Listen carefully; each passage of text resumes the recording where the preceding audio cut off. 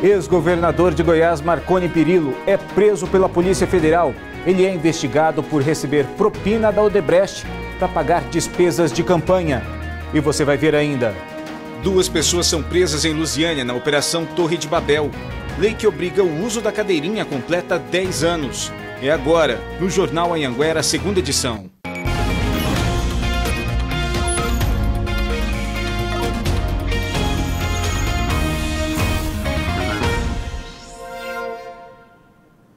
Olá, boa noite. A Polícia Civil do DF realizou hoje uma mega operação contra o tráfico de drogas e o roubo de cargas. A ação foi em 6 estados e no Distrito Federal. Em Goiás, a operação aconteceu em Lusiânia, Novo Gama e Cristalina. Foram 9 meses de investigação. Hoje pela manhã, 300 policiais cumpriram cerca de 50 mandados de prisão e 70 de busca e apreensão em 6 estados e no DF. A quadrilha é suspeita de tráfico de drogas e roubo de cargas. Segundo as investigações, motoristas de transportadoras eram orientados a desviar as cargas. Depois, eles faziam uma falsa ocorrência de roubo. Os criminosos falsificavam notas fiscais e depois vendiam as mercadorias roubadas. Aqui em Lusiânia, 2 homens foram presos. Em Novo Gama e Cristalina, a polícia cumpriu 2 mandados de busca e apreensão. Entre os investigados está César Campanaro, conhecido como Toninho do Pó.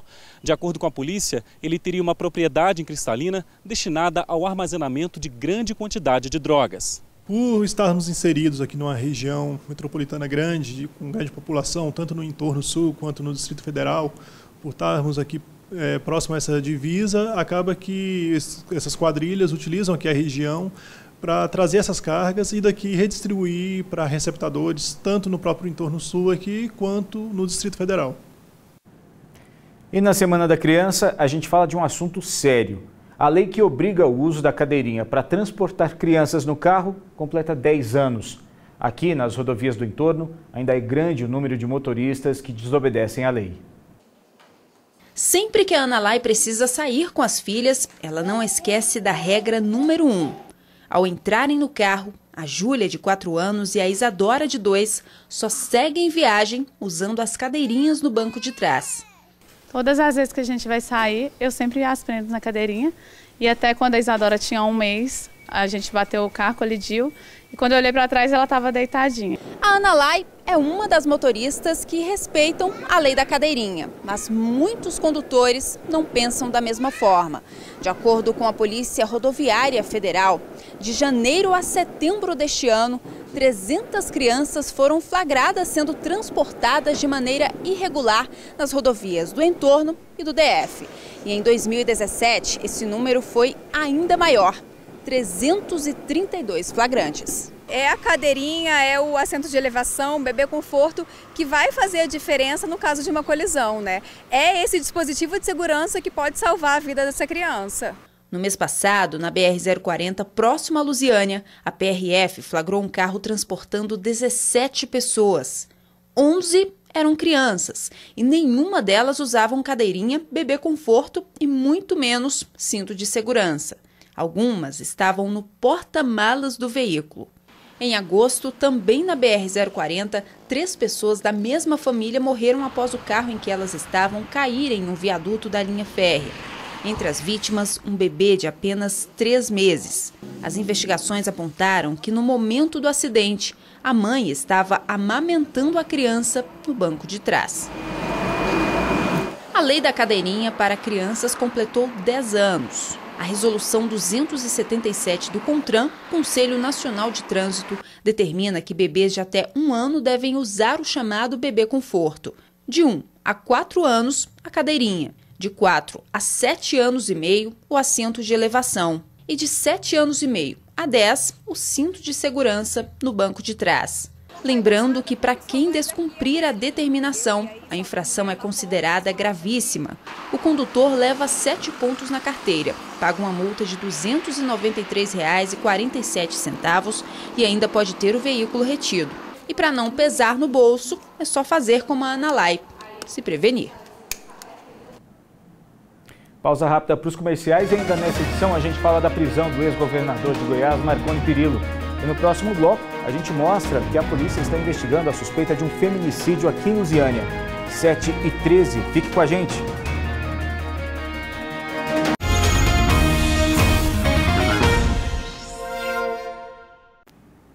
E uma mulher foi encontrada morta dentro da casa dela hoje no setor leste em Lusiânia. O principal suspeito é o marido dela, que está foragido.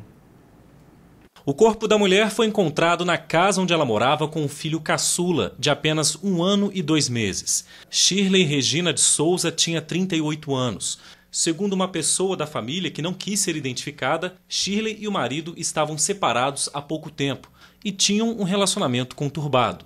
Chegando aqui, a gente foi averiguar os fatos, se estava polícia, perícia. Eu peço ajuda, que encontre ele. Ela conta ainda que tentou falar várias vezes com o marido de Shirley por mensagem, até que finalmente ele respondeu, mas dizendo que queria se matar. Ele tem que pagar.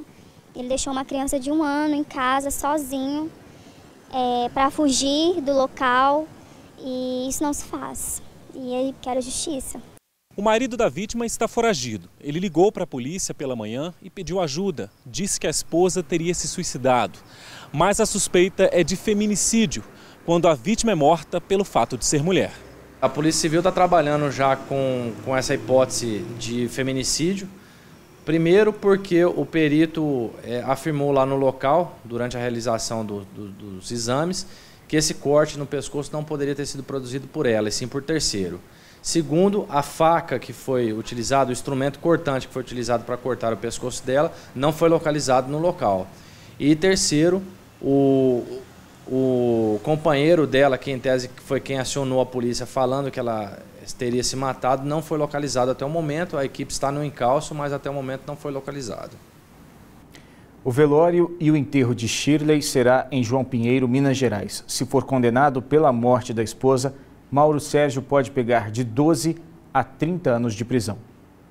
Em instantes, ex-governador Marconi Perillo é preso pela PF na operação que apura o pagamento de 12 milhões em propina pela Odebrecht. Agora, 7h17, voltamos em instantes.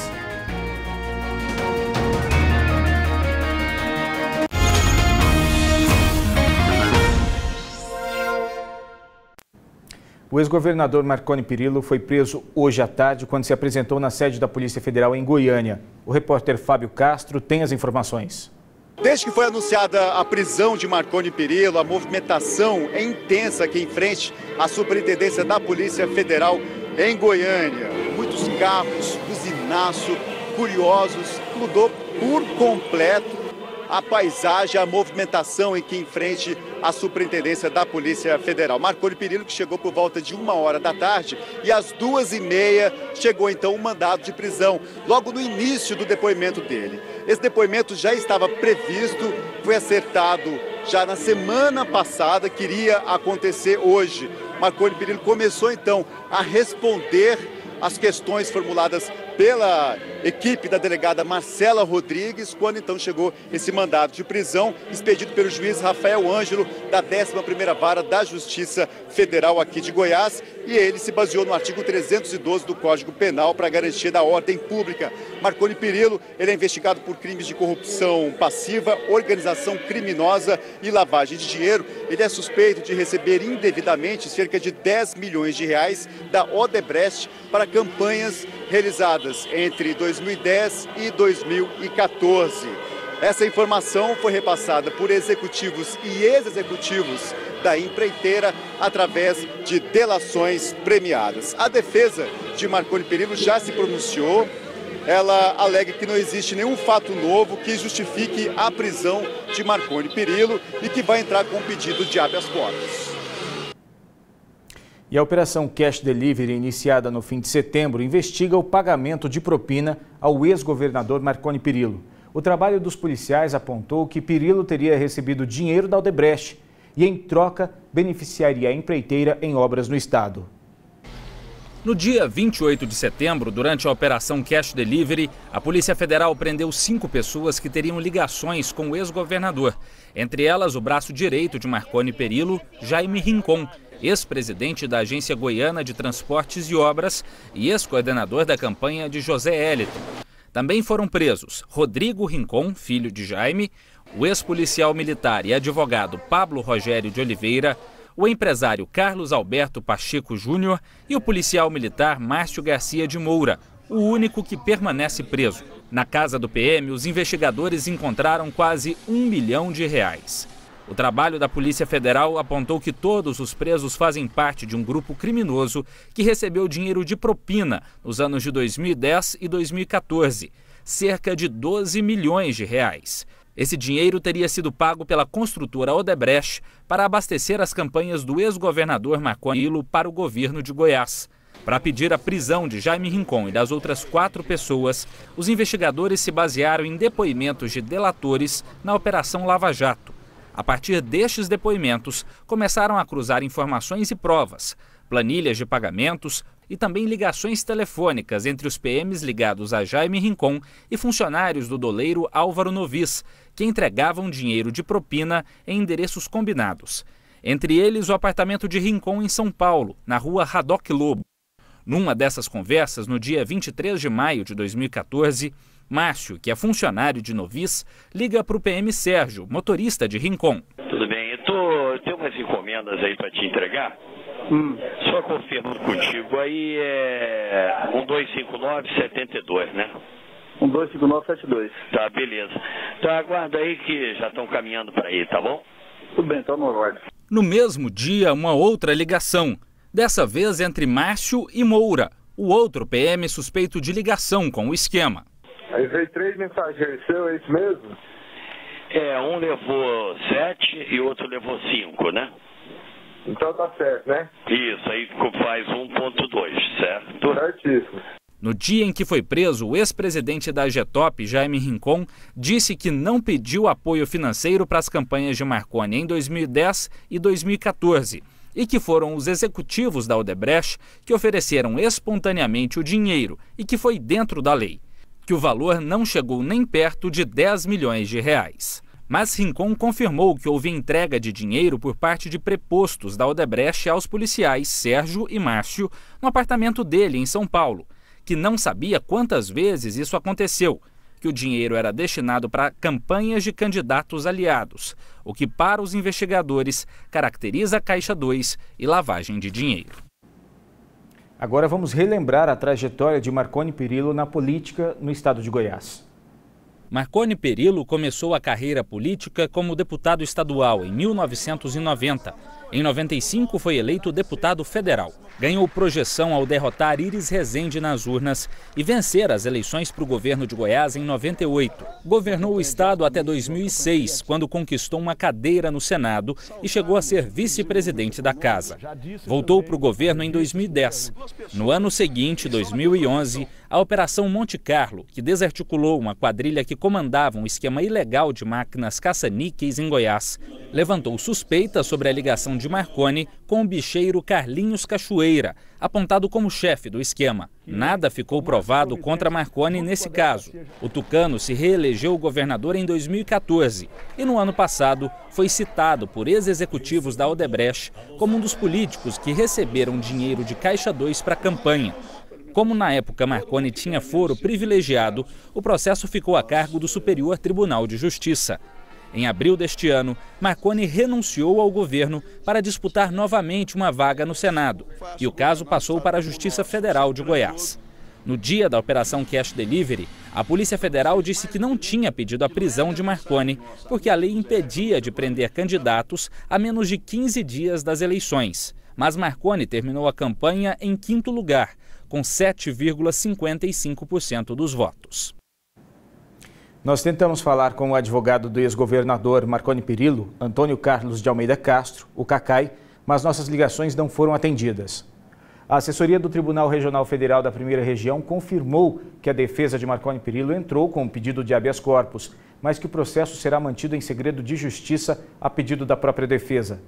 A defesa de Jaime Rincon, o PSDB, partido do ex-governador, e o governador José Elton disseram que não vão se pronunciar sobre a prisão de Marconi Perillo. A cobertura completa você acompanha amanhã no Bom Dia Goiás. O JA2 de hoje fica por aqui.